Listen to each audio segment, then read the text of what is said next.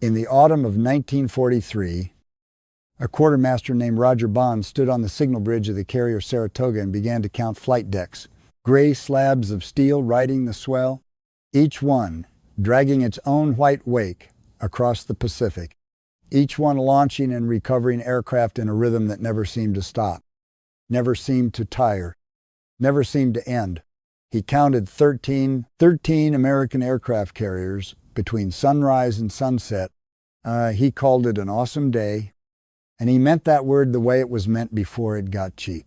Awesome, in the sense that touches terror. Because Bond had been there at the bottom 1 year earlier, this same sailor on this same ship had watched the entire United States Pacific Fleet dwindle down to exactly 2 functioning carriers in an ocean that spans a third of the planet.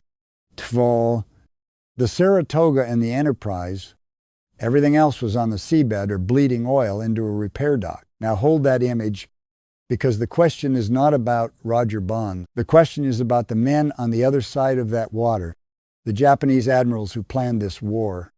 What did they think when the American carriers stopped dying? When they sank 1 and 3 came back, the answer is not what you have been told, and it is far worse than disbelief. Thanks for spending part of your day with us. How many years young are you today? Go back 1 year from Roger Bond's awesome day, and the Pacific looks like a graveyard with an American flag over it. The autumn of 1942, the water south of Guadalcanal is warm and black and full of steel that used to float. Sailors gave that stretch of sea a name that needed no explaining. They called it Iron Bottom Sound because of what was lying on the floor of it. And because men who work on the ocean have always preferred a hard, true name to a soft, false one, oil comes up out of that water in slow rainbow coils. Days after the ships that held it have stopped existing, it smells like a burned engine. It gets on your hands and it does not wash off. In the space of a single year, the United States Navy has lost the Lexington at the Coral Sea, the Yorktown at Midway, the Wasp to a submarine off San Cristobal, and the Hornet at the Santa Cruz Islands. 4 fleet carriers. The spine of the pre-war fleet snapped in 12 months.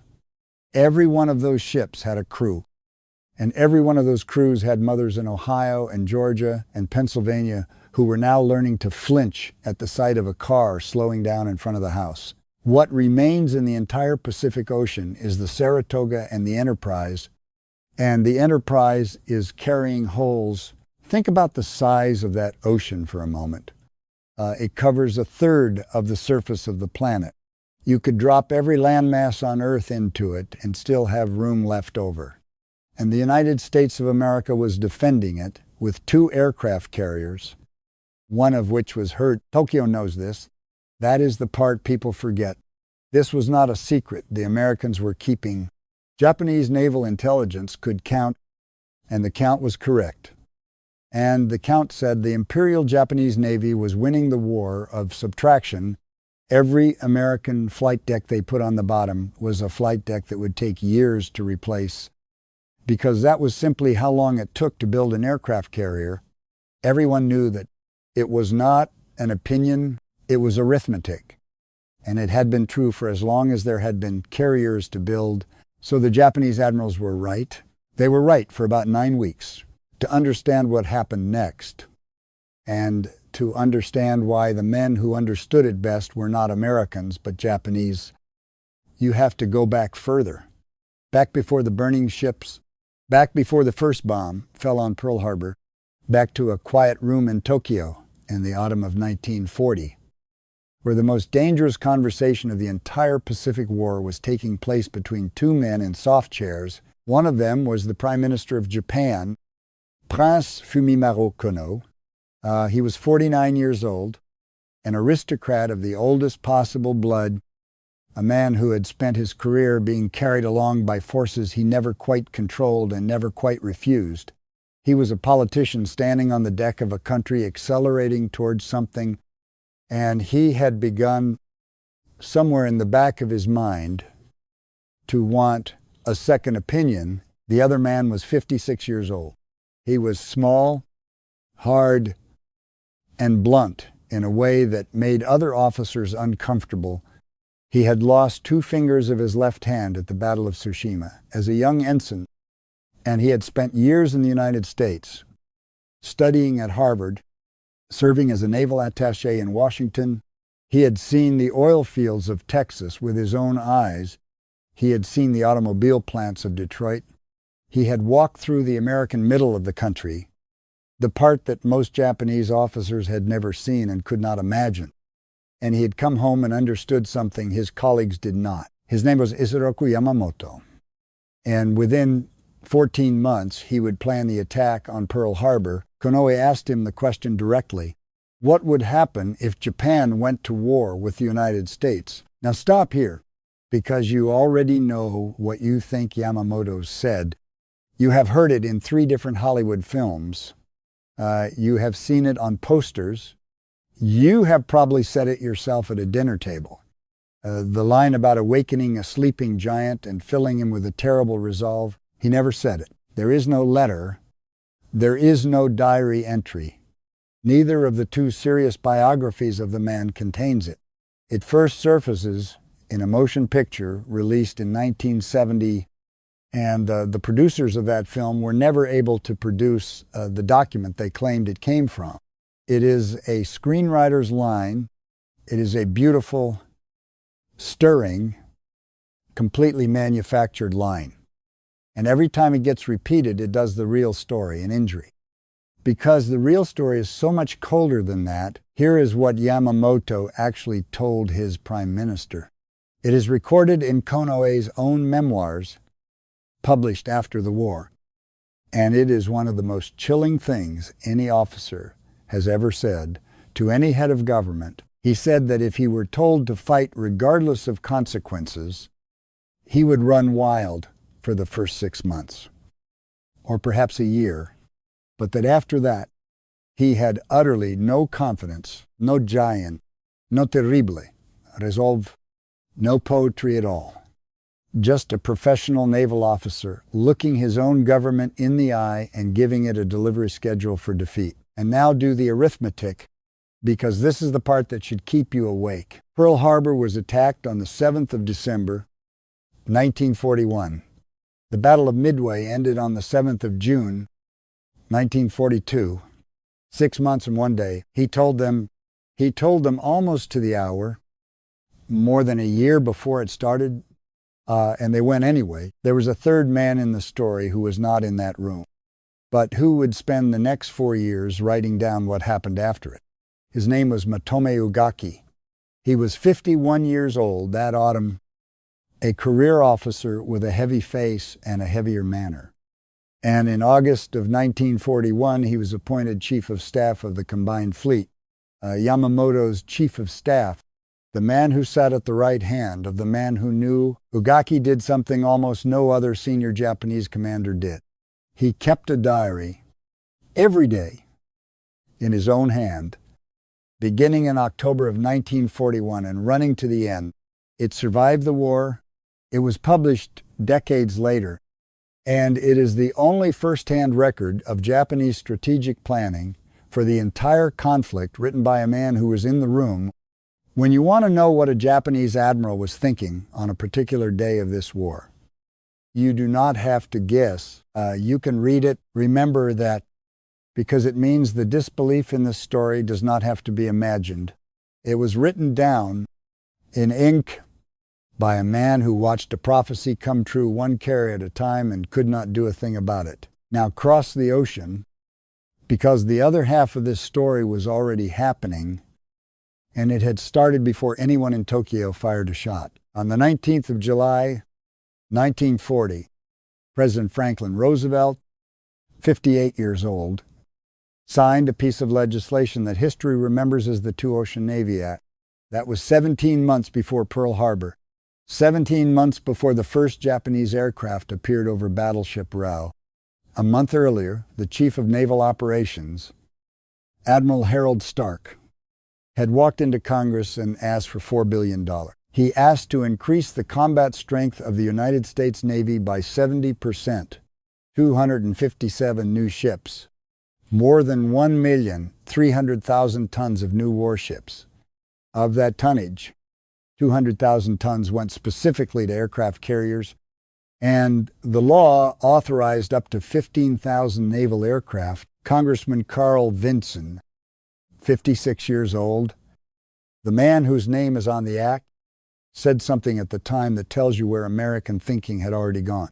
He said that the modern development of aircraft had demonstrated conclusively that the backbone of the Navy was now the aircraft carrier, the backbone in 1940, before a single American carrier had fired a shot in this war. Understand what those three words in the name of that act actually meant, because Americans in 1940 understood it, and we have mostly forgotten. Two-ocean Navy, not a bigger Navy, not a better Navy, two navies, one for the Atlantic and one for the Pacific, each of them large enough to fight a first-class enemy on its own. At the same time, without help from the other, no country had ever attempted such a thing. There was no precedent for it anywhere in the history of sea power. Congress simply looked across two oceans at Germany on one side and Japan on the other, decided that both of them were coming, and wrote a check. And here is the fact that turns this whole story inside out. It is not a secret. It was never a secret. It was an act of the United States Congress, debated in public, printed in newspapers, available to any Japanese naval attaché who could read English and walk to a newsstand. The Japanese admirals knew the ships were coming. They knew the tonnage. They knew the timeline. They could have read the numbers over breakfast, and they went to war anyway. That is not a story about a nation that underestimated its enemy. That is something much stranger and much sadder, because by the morning of the 7th of December, 1941, 5 of the new Essex-class fleet carriers had already been laid down. Their keels were already on the ways. American shipyard workers were already bending steel into the hulls that would kill the Japanese Navy, while the Japanese aircraft were still warming their engines on the flight decks of the Akagi and the Kaga. The lead ship, the Essex herself, had been ordered in July of 1940.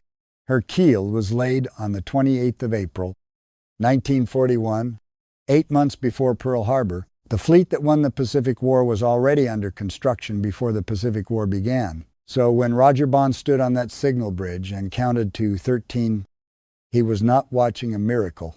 He was not watching American industry roar to life in a patriotic frenzy after a sneak attack. He was watching a decision that had been made in peacetime by men in suits arrive on schedule, and on the other side of that ocean, in a cabin aboard the battleship Yamamoto, a man with a heavy face was writing in a diary, watching the same schedule arrive, having been told exactly when it would. The 4th of June, 1942, Matome Ugaki is standing on the bridge of the battleship Yamamoto, 300 miles behind the carriers, and the reports are coming in wrong. They come in the way. Bad news always comes in at sea, which is to say slowly and in pieces, and each piece worse than the one before it. The Akagi is hit, the Kaga is hit, the Soryu is hit. In a single catastrophic stretch of that morning, 3 of the 4 best aircraft carriers in the Imperial Japanese Navy, the ships that had led the attack on Pearl Harbor 6 months earlier, take American dive bombers through their flight decks while their hangars are packed with fueled and armed aircraft. The Hairu lasts a few hours longer. By the end of the day, all 4 are gone or going. More than 3,000 Japanese sailors die at Midway.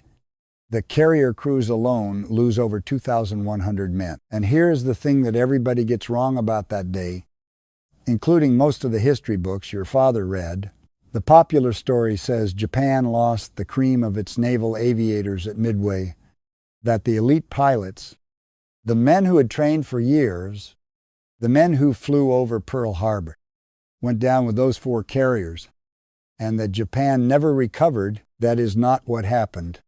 The careful modern research, above all the work of the historians Jonathan Parshall and Anthony Tully, established that only about a quarter of the aircrew aboard those 4 carriers were actually lost. Somewhere in the neighborhood of 110 men. Most of the pilots were pulled out of the water alive. Destroyers came alongside and fished them out, and they lived to fly again. So what did Japan actually lose in those hangar decks? Rear Admiral Samuel Cox, the director of Naval History and Heritage Command, put his finger on it in a way that should stop you cold. What went down with the Akagi and the Kaga and the Soryu and the Hiryu was more than 700 trained aircraft mechanics and maintainers, and Cox added 5 words about that skill in the Japanese Navy that carry the whole weight of the war. A very limited skill. Think about what that means. Really sit with it. You can lose the pilot and pull him out of the sea. A destroyer swings by, throws a line, hauls a soaked young man over the rail, and in 3 weeks he is back in a cockpit. That is recoverable. But you cannot pull a maintenance organization out of the sea. You cannot fish an institution out of the water with a boat hook. The men who knew how to keep a zero flying, who had spent a decade learning which sound meant a bearing was going and which sound meant nothing at all, who could diagnose an engine by putting a hand on the cowling.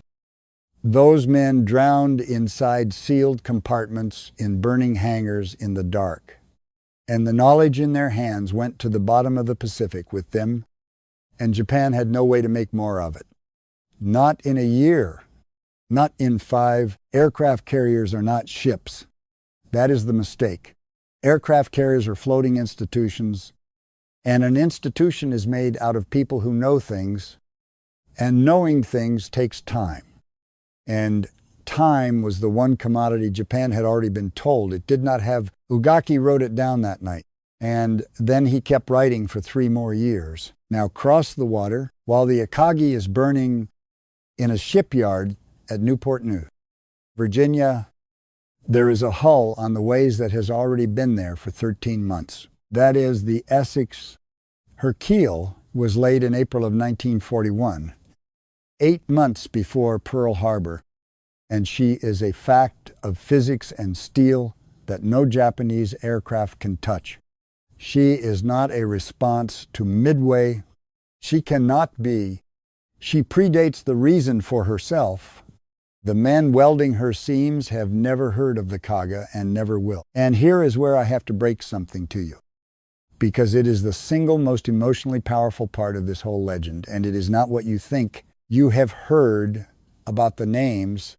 When the Lexington went down at the Coral Sea in May of 1942, an Essex-class carrier was renamed Lexington in her honor.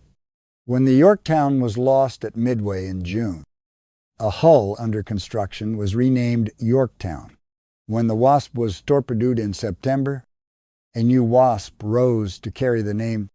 When the Hornet, the ship that launched Doolittle at Tokyo, died at the Santa Cruz Islands in October, a new Hornet took her name back into the same ocean. 4 ships died in a single year, and 4 ships rose to carry their names back to the same water where their namesakes were lying. It is genuinely moving, and every man who did it meant the symbolism, and I would not take 1 ounce of that away from them. But look at the dates. Those ships were not built to replace anything.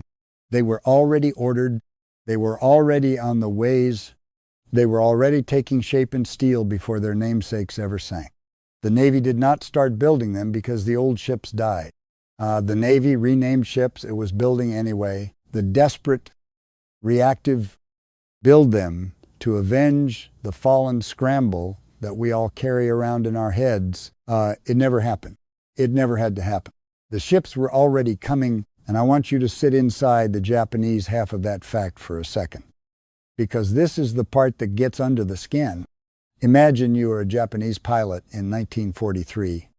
You are 22 years old. You watched the Lexington burn with your own eyes.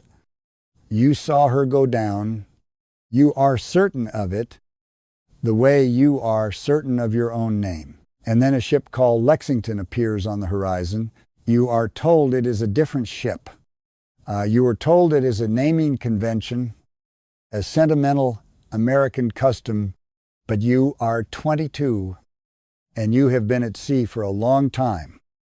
And something in the back of your skull that predates arithmetic is telling you that the ships you kill do not stay dead. That is not industry anymore. Not to the man in the cockpit. That is something closer to a haunting. And while those hulls were rising in Virginia, Japan was doing something in the Solomon Islands that no shipyard on earth could have fixed afterward. Because there is a second machine running underneath the first one, and it has nothing to do with steel. A carrier is not really a ship. A carrier is a floating airfield, and an airfield is worthless without the men who fly off it. You can build a hull in a year and a half. You cannot build a pilot in a year and a half. You can pour steel. You cannot pour experience through the back half of 1942 and deep into 1943. The Japanese fed their irreplaceable pre-war aviators into the meat grinder of the Solomons, day after day after day. These were the men with combat experience reaching back to the war in China, the best carrier pilots in the world in 1941, and it is not close. And anybody who tells you otherwise is not being honest with you. And Japan burned them like coal. The flights out of Rabaul toward Guadalcanal were among the longest over-water combat missions any Air Force attempted in that war, hundreds of miles out over an ocean with no landmark.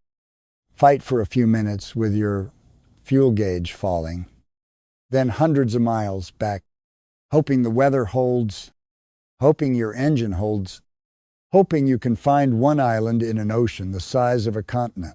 Men flew that mission again and again until they did not come back, and then other men flew it. And here is the difference that decided everything, and it has nothing to do with courage, because courage was never the thing Japan was short of. The Americans pulled their best combat veterans out of the cockpit and sent them home to teach on purpose. They deliberately accepted a short-term loss of experience at the front in exchange for a flood of well-trained replacements coming up behind. It hurt. In 1942, they did it anyway. Because they were thinking about 1944, Japan kept its veterans at the front until they died. Not because Japanese commanders were stupid, and not because they did not love those men, because they could not afford to lose them from the line. Not even for a month. They were already too thin. So the men with the thousands of hours stayed at the front and flew and flew. And one by one they were used up, and the knowledge in their hands went into the water with them, exactly the way it had gone into the water at Midway. One Navy was managing a renewable resource, the other was spending down a fixed inheritance, and it knew it. And it could not stop. Yamamoto himself flew down to that campaign in April of 1943 to see it with his own eye. It was the last thing he ever did. Now the second beat, and it starts with an argument that the professionals lost. Late in 1941, Roosevelt looked at the carrier situation and decided the Essex class was not coming fast enough. The first of them would not be ready until the end of 1942 at the earliest. He wanted flight decks in the water sooner. And so he reached for an idea the Navy's own General Board had already looked at and formally killed. The idea was to take light cruiser hulls already building and convert them into small aircraft carriers. On the 13th of October, 1941, the General Board considered that idea and rejected it. Their reasoning was sound. Cruiser hulls were too narrow.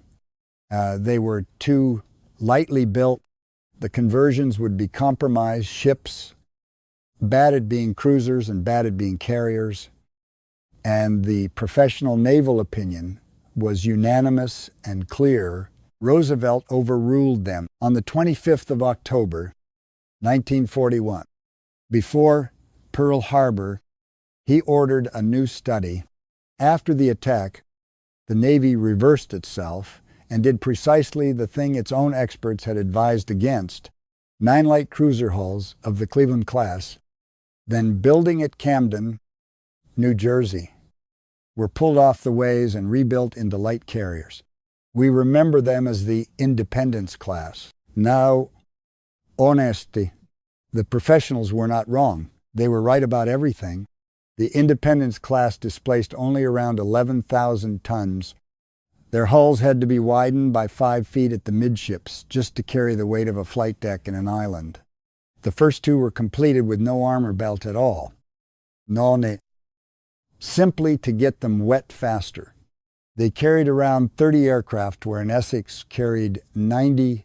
The post-war Navy assessment concluded flatly that they were too small to be truly effective. Every word of that criticism was correct, and all 9 of them were finished in 1943, the same year as the first 8 Essex-class fleet carriers, which means that in that 1 year, the year Roger Bond stood on a signal bridge and counted to 13, the United States added 16 fleet-capable flight decks to the Pacific. 16 in 1 year against a Japanese Navy that would complete 4 carriers in the entire war. The light carriers were not as good. They were never as good, but they were fast enough to keep up with the fleet, and they were there a year early and written into their compromised too narrow. Unarmored hulls is the single principle that governed the entire American war effort. Something imperfect that is here now beats something perfect that arrives too late. 8 of the 9 fought at the Battle of the Philippine Sea. They supplied something on the order of 40% of the American fighters in that battle.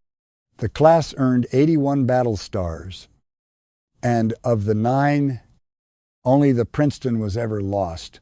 A naval officer named Andrew Rucker, writing through the Naval History and Heritage Command, concluded that these stopgap ships came to make up more than a quarter of the Navy's carrier striking power in the Pacific. A quarter of the striking power from ships the Navy's own experts said not to build. The third beat begins in the sky over Bougainville on the 18th of April.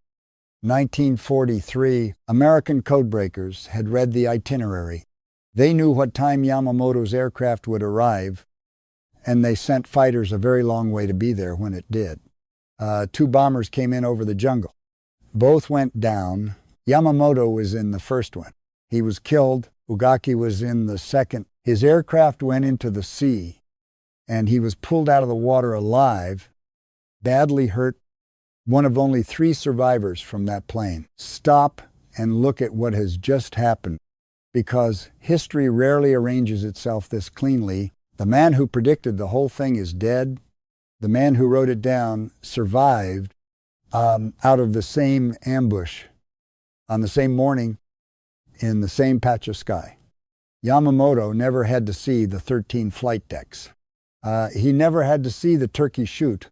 He said his piece to Kanoe in 1940 ran wild for 6 months, exactly as promised.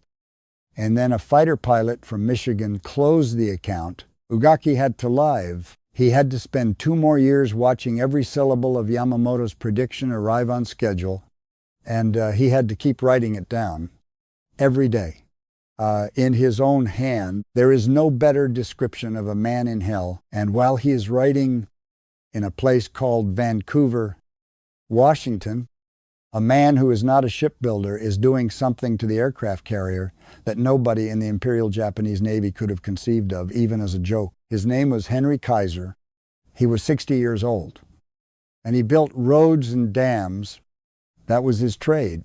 He looked at problems and saw assembly lines where everyone else saw craft. The Navy did not want him.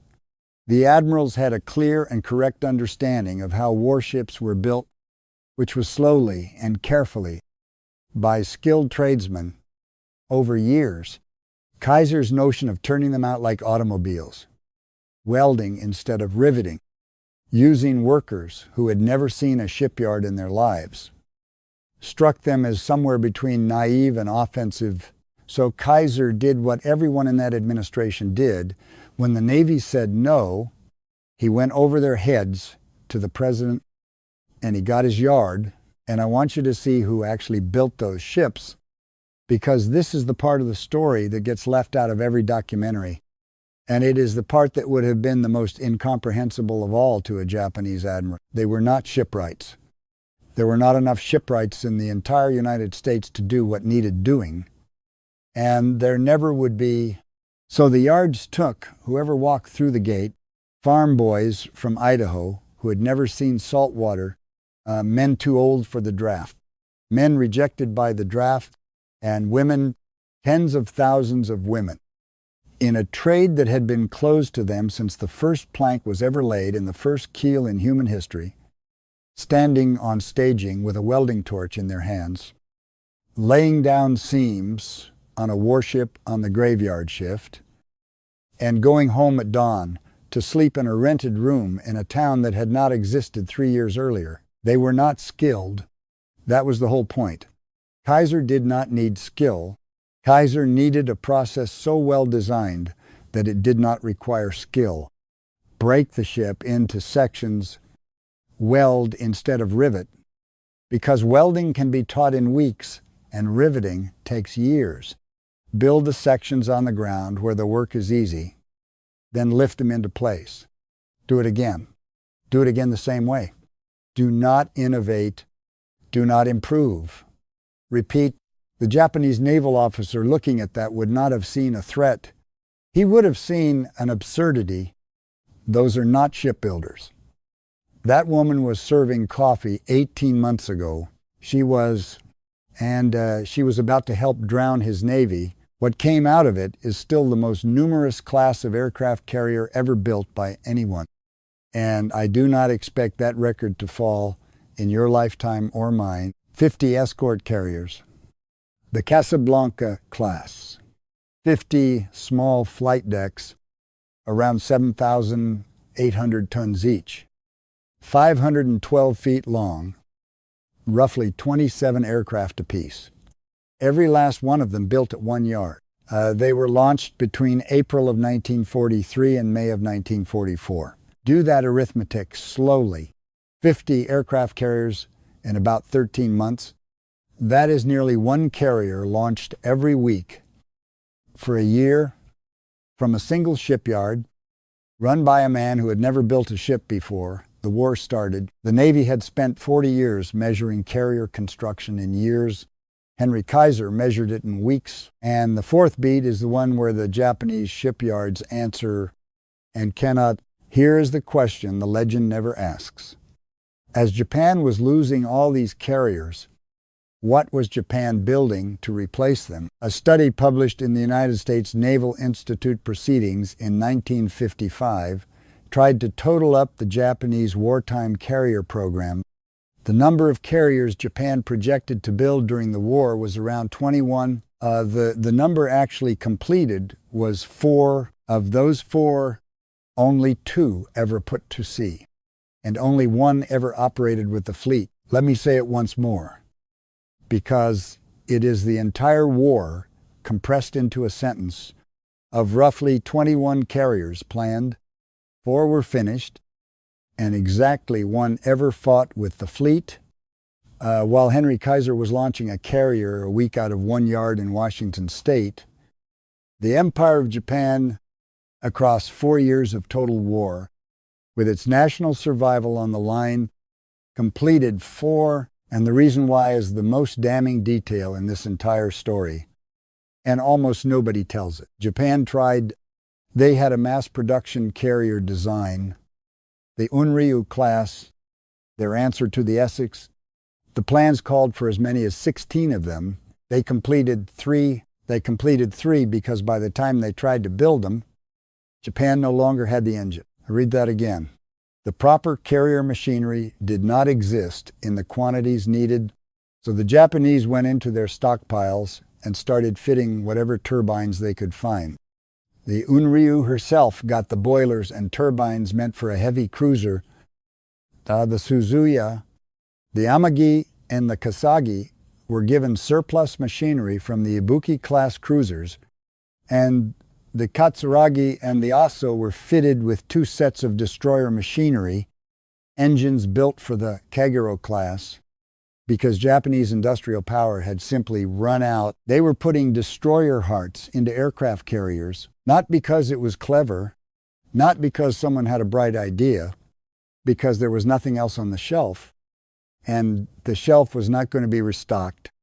And everybody in that shipyard knew it and built the ship anyway. Look at those two shipyards across 9,000 miles of ocean. And tell me who was going to win. In Vancouver, Washington, a road builder with no naval experience is sliding a new aircraft carrier into the river roughly every 7 days, using women and farm boys who had never held a welding torch 2 years earlier. In Japan, the finest naval engineers in Asia, men who had designed some of the most beautiful warships ever put in the water, are going through a warehouse looking for leftover destroyer turbines because there are no carrier engines left in the empire, and there are not going to be any. They were not losing the race. They were not in it. The 19th of June, 1944, the Philippine Sea.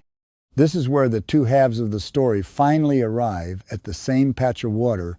On the American side, Task Force 58, 15 aircraft carriers, around 900 aircraft, something on the order of 270,000 tons of flight deck, assembled into a single striking formation more powerful than any naval force that had ever existed on this planet. And it is built from exactly the pieces you have been watching get made. The Essex-class hulls that were laid down before the war, the Independence-class that the Navy's own board said not to build, all of it steaming together under one flag. On the Japanese side, Vice Admiral Jisaburo Ozawa, 57 years old, brings everything the empire has left, 9 carriers, around 440 aircraft, around 176,000 tons, and understand, by Japanese standards, this was a magnificent effort. This was the largest carrier force Japan had assembled since the early days of the war. Ozawa scraped it together out of a country that was already running out of everything, and he brought it out to fight, and it was the best that could be done. It was less than half of what was coming for it. What happened over the next 2 days was so one-sided that the American pilots gave it a name that stuck for 80 years, and the name is not respectful, because men who have just survived something do not feel like being respectful. They called it the Great Mariana's Turkey Shoot. The Japanese air groups were annihilated. Ozawa lost something like 445 aircrew in 2 days, essentially his entire air strength. When his interrogators asked him about it after the war, he described it as almost a total loss. And there is nothing in the record to soften that. And remember who was sitting in those cockpits. The inheritance had already been spent in the Solomons. These were the boys who came after. It was not a battle. It was a subtraction. He also lost 3 carriers. And the way he lost 2 of them is the whole story again in miniature. The Taiho was Japan's pride. She was the first Japanese carrier with an armored flight deck. She was the ship that was finally supposed to be able to take a hit and keep going, the way the American carriers did. She was commissioned in March of 1944. She was sunk in June of 1944. Her first battle, by a single torpedo from the American submarine Albacore, 1 torpedo, and the torpedo alone should not have killed her. It did not kill her. What killed her was what came after. The hit ruptured her fuel systems, and gasoline vapor spread through the ship. And the damage control crews were inexperienced, and made it worse. And hours later, that armored, unsinkable, magnificent ship blew apart from the inside. Around 1,650 men died on her. On her first time out, from one fish, now put that next to the American ship, the Franklin was torn open by bombs, burned from one end to the other, lost hundreds of men, and came home under her own power. The Bunker Hill took 2 kamikazes within 30 seconds, lost nearly 400 men, and came home. Of the Essex-class carriers that went into combat, not a single one, was ever lost to enemy action. But the sharpest comparison of all is not about a battle It is about a repair. Go back to May of 1942. The Yorktown limps into Pearl Harbor after the Coral Sea, dragging an oil slick 10 miles long behind her. Rear Admiral Aubrey Fitch, who was aboard her, estimated it would take 90 days to put her right. 90 days, 3 months in a shipyard. Nimitz needed her in 3 days. And there is a moment in that dry dock I want you to see. The water has not even finished draining out. There is still a foot of it on the floor of the dock. And a group of men in waders climbs down into it to put their hands on the hull and see what is actually wrong. One of them is the Commander-in-Chief of the United States Pacific Fleet, Chester Nimitz, 57 years old, standing in a foot of dirty water in a drained dry dock in his boots, looking at a wound in a ship he cannot afford to lose, and he gives the order, "We must have this ship back in 3 days." 1,400 repairmen swarmed over, working around the clock, in shifts, and they did not fix her. Let me be precise, because you deserve precision. They did not fix her. They patched her. Damaged shell plating was forced together and welded instead of riveted. Because welding was faster, internal repairs were simply postponed. She was not repaired.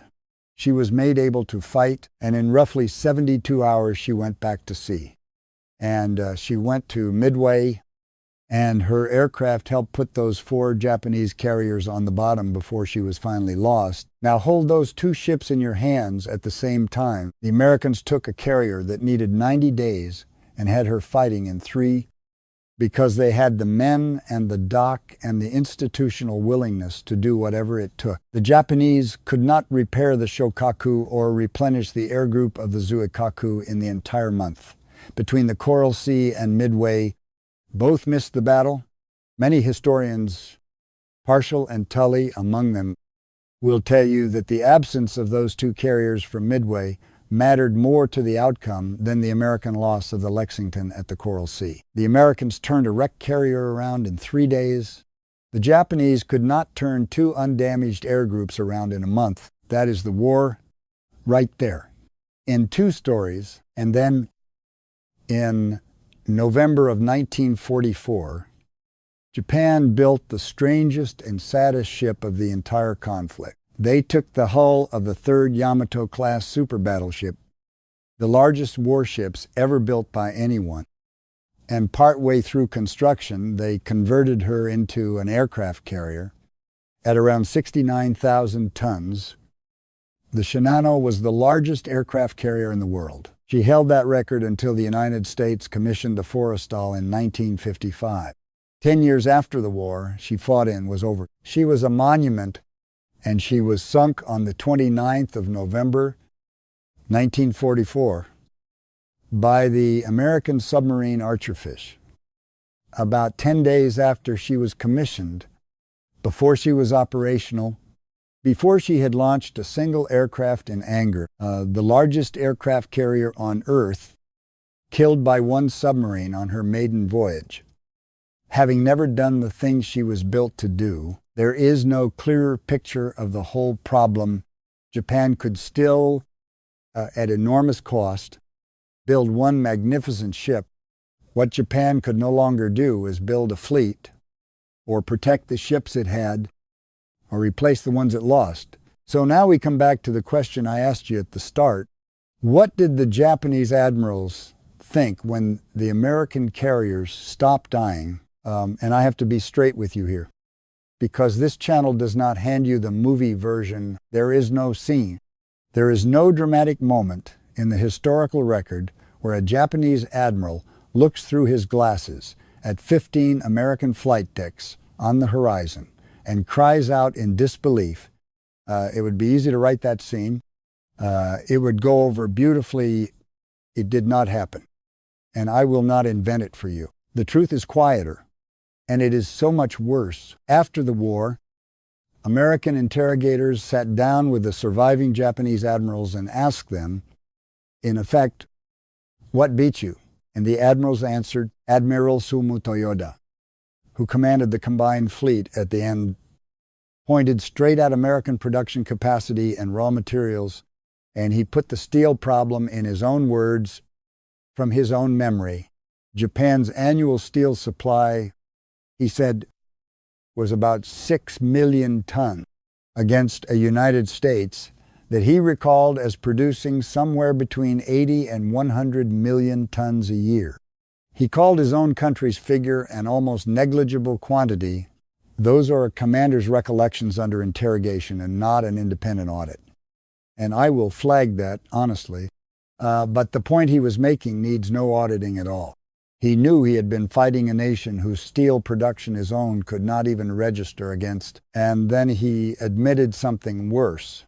He conceded that the Japanese Navy had never drafted plans that had even a fair chance of success against the United States and Britain together. Never, not that the plans failed, that there were never any realistic plans to begin with. And Ozawa, the man who had led the last Japanese carriers, was asked what caused Japan's fall.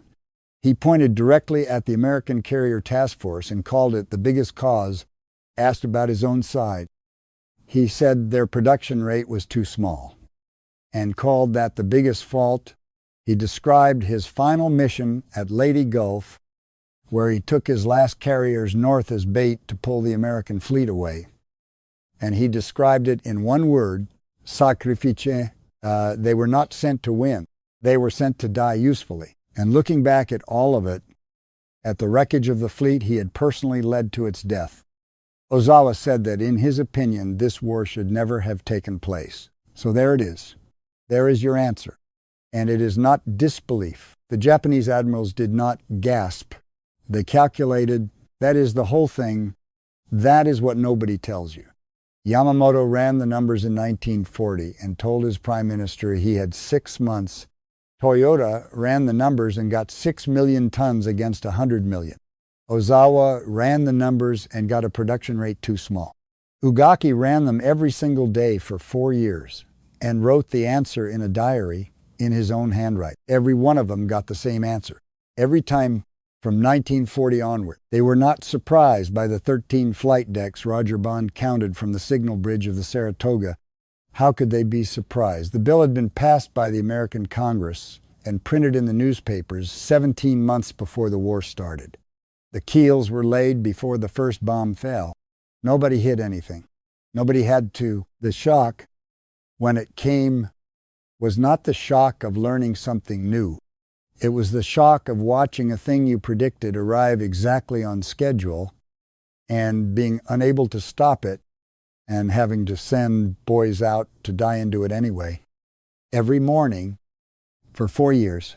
If you have ever sat in a meeting and laid out precisely why something would fail and watched them do it anyway for reasons that had nothing to do with the facts, and then spent the next 2 years of your life executing the plan you knew was doomed, then you understand something about the Japanese Naval High Command that most history books never quite get to. The wardroom in Tokyo would have felt familiar to anyone who has ever been right in a room full of people who had already decided to be wrong. Roger Bond stood on that bridge and counted to 13 and reached for the word awesome. In the old sense, the sense that means something close to terror, the men on the other side of that ocean had reached for the same word 4 years earlier. They just did it with a pencil.